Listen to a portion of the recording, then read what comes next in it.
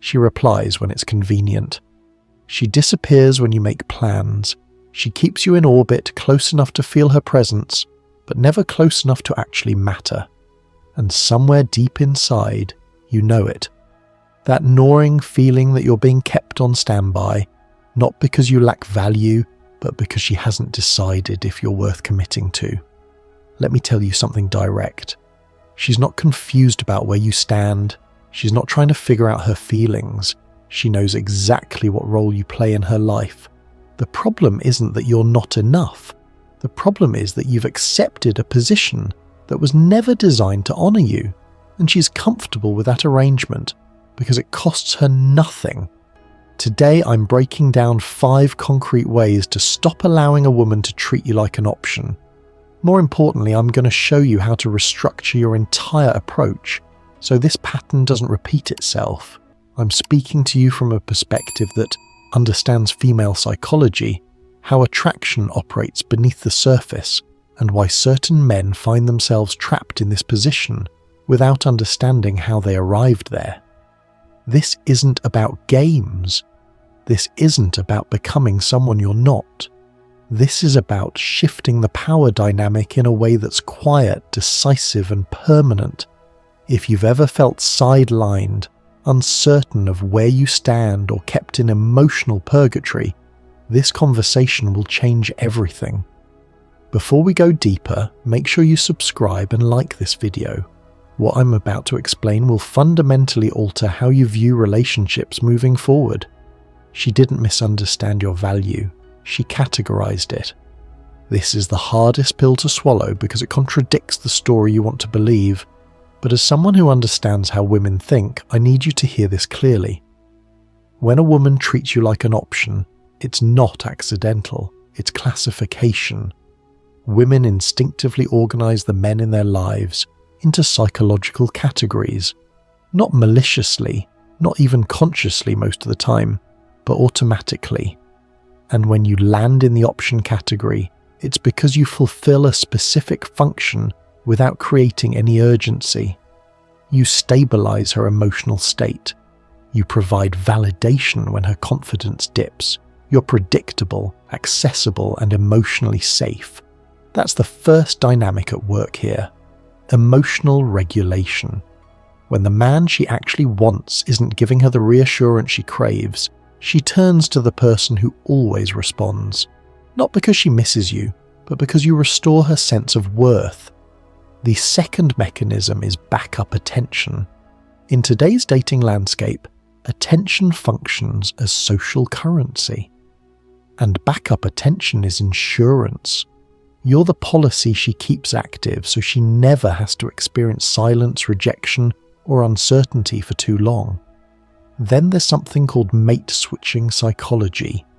In an environment where choices feel unlimited, women delay commitment until they feel compelled to decide. And nothing destroys that urgency faster than a man who's perpetually ready, perpetually waiting, perpetually emotionally available. So she keeps you accessible, but never prioritized. You don't challenge her comfort zone. You don't force a decision. You don't make her risk losing you. And because of that, she never has to choose. This is where most men misinterpret the situation. They believe consistency will eventually be rewarded. They assume patience demonstrates maturity. They think availability communicates security. From a female psychological perspective, it often communicates the opposite, because desire doesn't intensify where there's no tension. Respect doesn't form where access is guaranteed. And attraction doesn't deepen when a man centers his emotional life around a woman who hasn't earned it. Here's the uncomfortable reality you need to absorb. A man who is always available is rarely selected, not because he lacks worth, but because he never requires a decision. When you're easy to keep, you're easy not to choose. Number 1. Stop justifying your value. Most men don't realize this is where they begin losing power. Not when she pulls away, not when her responses become sporadic, but when they feel the compulsion to explain themselves. You explain because you want to be understood. You explain because you believe in fairness. You explain because you think that if she truly saw your intentions, your loyalty, your effort, she would treat you differently. That instinct feels honest. It feels mature. It feels right. From a woman's perspective, it often registers very differently. When a man justifies his value, it doesn't sound like clarity, it sounds like uncertainty. Not because he lacks worth, but because he's attempting to convince someone who hasn't asked to be convinced. Here's what most women experience in those moments: a lengthy message, emotional detail, carefully constructed words designed to create connection, and what actually registers is pressure, emotional weight, a subtle shift in dynamics where the man is now seeking validation instead of embodying certainty. Attraction doesn't respond to arguments. Respect doesn't increase because someone made a compelling case for themselves. You're not a sales pitch. You're not a presentation. And your value is not something that needs to be packaged and marketed. The moment you start explaining why you matter, you surrender leverage. You shift from being observed to being evaluated. And once that happens, the power dynamic tilts away from you. This is why explanations rarely change behavior. They might generate temporary reassurance, warmer responses, softer words, but not genuine investment, because attention can be given without respect. Comfort can exist without commitment. Every explanation quietly communicates the same thing. I'm still here even if you don't choose me. And that's the pattern you must break. The shift occurs when you stop trying to be understood and start letting your actions speak through silence. When you don't rush to clarify your position. When you don't defend your intentions. When you don't pursue emotional resolution. You let your standards communicate for you. You let your presence become conditional. You let space replace speeches, and something changes. Not because she suddenly understands you better, but because you finally stop negotiating your worth. A man who knows his value doesn't explain it.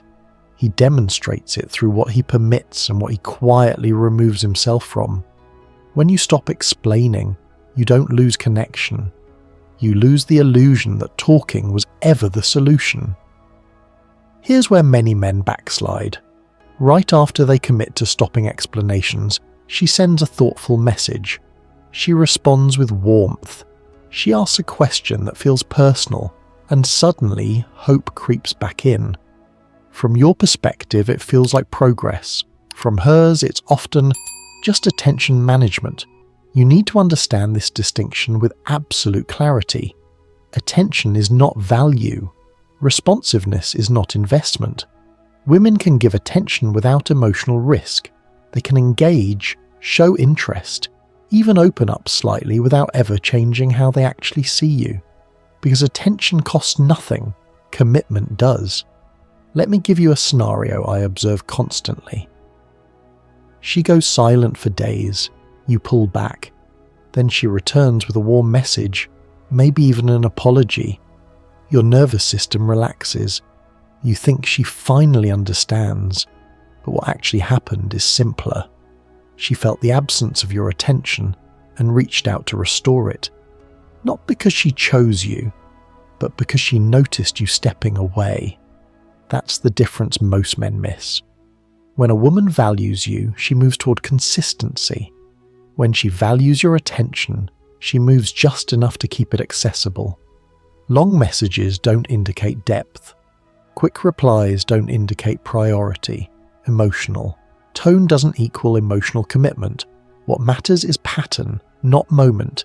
If she only engages when you pull back, if warmth only appears when access feels threatened, if closeness never transforms into clarity, then you're not being chosen, you're being managed. And here's the truth that stings but liberates you. If someone needs to be reminded of your value, they're not overlooking it, they're declining it. They're making a choice that preserves their comfort. This is why chasing attention is such a destructive trap. It conditions you to mistake reaction for intention. It keeps you emotionally invested in fragments instead of standards. When you stop measuring progress by messages and start measuring it by behavior, the confusion disappears. You stop asking, is she interested? And start asking, is this consistent? And once you see that clearly, you don't need reassurance anymore. You need alignment. Because real value isn't proven by how much attention someone gives you, it's revealed by how much access they're willing to earn. Number 2, boundaries are actions, not announcements. This is where many men believe they're doing the right thing while quietly undermining themselves. They talk about boundaries, they explain what they won't tolerate, they express disappointment, frustration, even hurt. But when the behavior repeats, nothing changes. From a woman's perspective, that doesn't look like strength. It looks like flexibility disguised as standards. Here's the truth most people avoid. A boundary without consequence is not a boundary. It's a preference.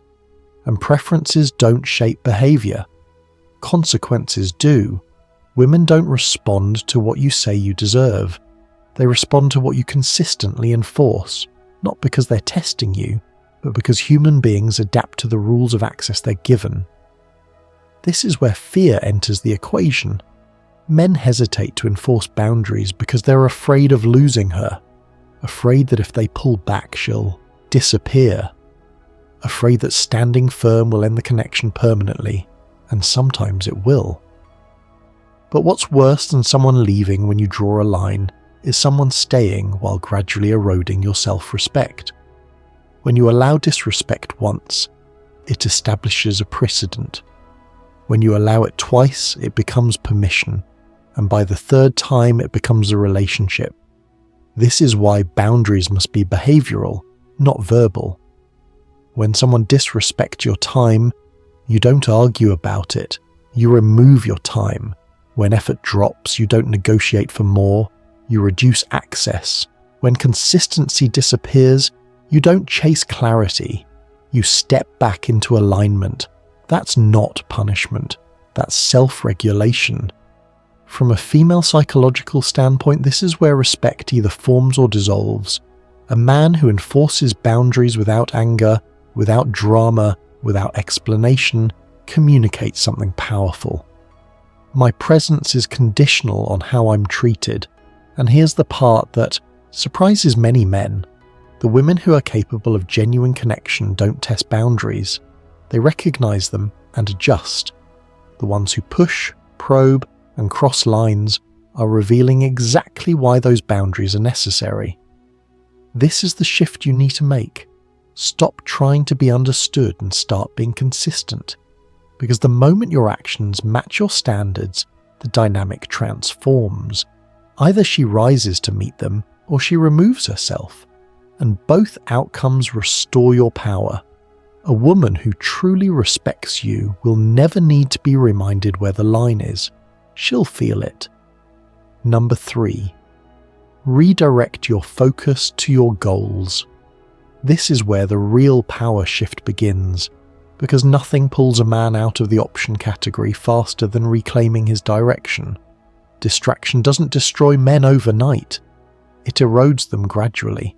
One unanswered message, one delayed reply, one evening spent analysing conversations instead of moving forward. And before you realise it, your emotional state is reacting to her behaviour instead of being anchored in your purpose. From the outside, it looks harmless. From the inside, it's devastating. The moment your schedule revolves around her availability, you've already lost leverage. When your mood rises and falls based on whether she responds, she's no longer just part of your life. She's controlling its rhythm.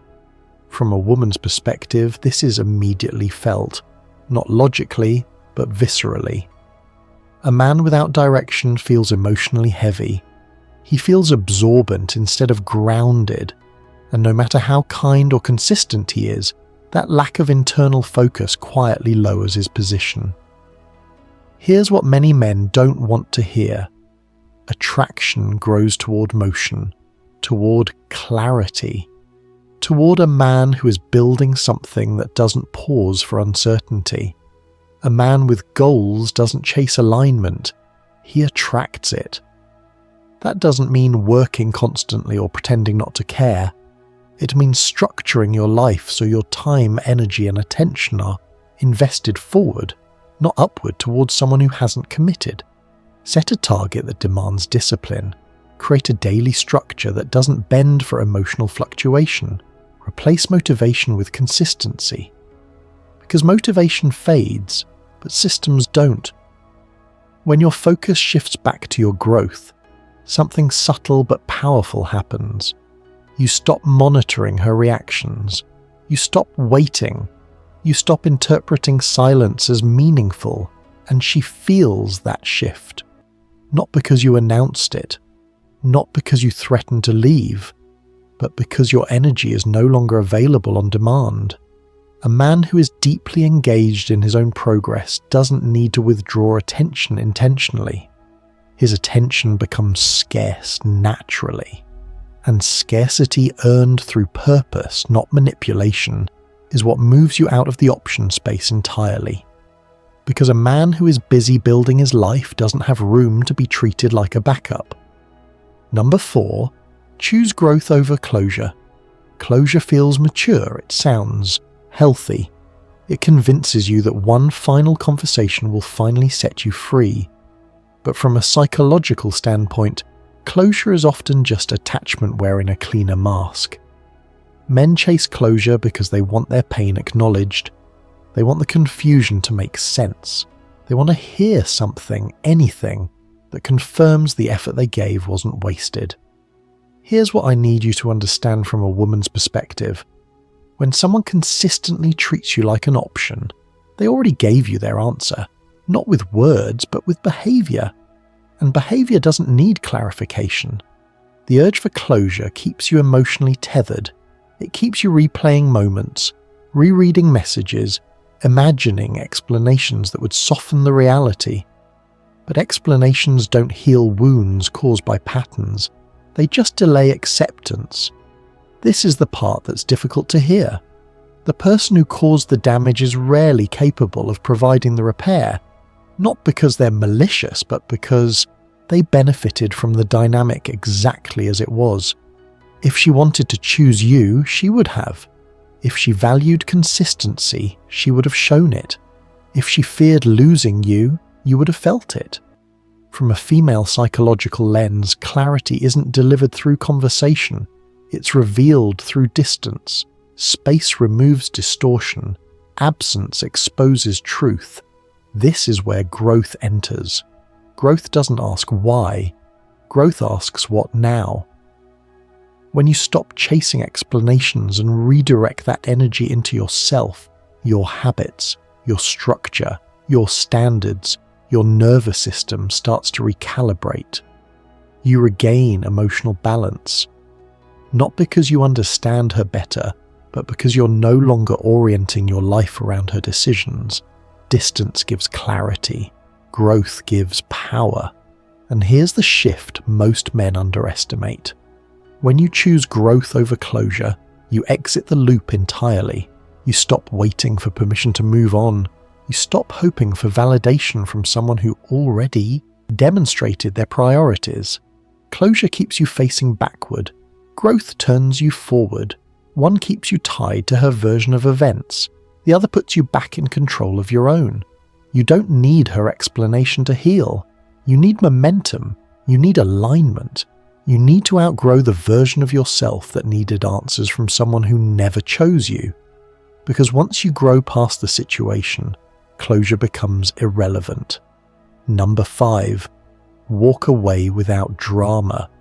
This is the moment most men get wrong. Not because they don't want to leave, but because they want to leave and be understood. They want the last word. They want their pain acknowledged. They want her to finally realize what she lost. And that desire quietly hands the power right back to her. From a woman's perspective, drama doesn't signal strength. It signals emotional entanglement. The more explanation, emotion, and intensity you attach to your exit, the more it confirms that she still has access to you. Walking away without drama is different. It's not cold, it's not cruel, it's controlled. This is where ego and self-respect split paths. Ego wants to be seen, self-respect wants peace. When you disappear calmly, without speeches, without ultimatums, without emotional outbursts, something very specific happens psychologically. She doesn't feel abandoned, she feels cut off, not from affection, but from access. And that's what creates impact. Women don't feel loss when love disappears. They feel loss when availability does. This is an important distinction. Love can fade slowly. Access disappears instantly. And when it does, the dynamic flips. Not because you planned it, but because you finally stopped offering yourself to a situation that wasn't choosing you. Now, let's be clear about something. This is not ghosting. Ghosting is avoidance. Protection is intentional. You're not trying to punish her. You're not trying to teach her a lesson. You're choosing to remove your time and energy from a space where they weren't respected. Silence in this context is not a tactic. It's alignment. When you walk away quietly, you send a message without saying a word. I know my value, and I don't negotiate it. That message lands far deeper than any explanation ever could. And whether she reflects, regrets, or replaces you is no longer your concern. Because the moment you leave without drama, you stop performing for her understanding and start answering to yourself. Here's the truth that closes this chapter. Silence is not a weapon against her, it's loyalty to yourself. And a man who can walk away with calm certainty is no longer an option. He's already moved beyond the game. This is where everything comes together. Not as a strategy, but as an identity transformation. At this point, you need to understand something crucial. You were never meant to handle her. You were meant to change the version of yourself that tolerated being handled. When a man focuses on fixing the situation, he stays trapped inside it. When he focuses on becoming someone with standards, the situation either rises or disappears. That's the difference between being an option and being a standard. A standard doesn't chase. A standard doesn't explain. A standard doesn't negotiate its worth. When you become that man, the rules change automatically. Not because you demand better treatment, but because you no longer participate in dynamics that require you to ask for it. This is the part that feels uncomfortable at first. Some women will pull away, some connections will fade, and that's not loss, it's filtration. You're no longer available to people who only thrived when you were overgiving, over-explaining, and undervaluing yourself. Here's what most men don't realize. You don't lose her when you step into your standard. You lose the version of the relationship that required you to shrink, and in return, you get something far more valuable. You get yourself back. You stop waking up wondering where you stand. You stop monitoring tone, timing, and signals. You stop needing reassurance to feel steady. Because your identity no longer depends on being chosen. From a woman's perspective, this shift is unmistakable. A man who knows his boundaries, protects his time, and moves with quiet certainty occupies a completely different psychological space. He's not auditioning, he's evaluating. And that's the moment the dynamic flips. Not every woman will qualify for access to this version of you, and that's exactly the point. You were never meant to be universally available. You were meant to be selective, grounded, self-directed. You didn't lose her, you outgrew the role that kept you optional, and once you step into that identity, you don't need to protect your position anymore, because being a standard speaks for itself. If you think back to the beginning of this conversation, it probably started with a familiar feeling. The uncertainty, the waiting, the quiet frustration of giving more than you were getting. Being kept close but never chosen. Available but never prioritized. And now you can see the truth clearly. You are never lacking value. You are lacking leverage. The moment you stop explaining yourself, the moment you enforce boundaries without emotion, the moment your focus returns to your goals instead of her reactions, The moment you choose growth over answers and silence over drama, you stop being an option. A man with direction doesn't beg to be chosen. A man with standards doesn't argue for respect. A man with discipline doesn't stay where he's tolerated instead of valued. This isn't about becoming cold, it's about becoming grounded. You don't need to prove anything. You don't need permission. You don't need to be picked. When your life is built around purpose, structure, and self-respect, the dynamic shifts naturally. Some people won't follow you into that version of yourself. And that's not failure, that's alignment. You didn't lose her, you lost the version of yourself that accepted being optional. And that's the real victory. If this message resonated deeper than you expected, make sure you subscribe to this channel. Like this video so it reaches the men who need to hear it, and leave a comment below. Something simple, something honest. Right. I choose self-respect. Because the moment you choose yourself, everything else rearranges around that decision. You're no longer waiting to be chosen. You're choosing who gets access to you. And that's where your power begins.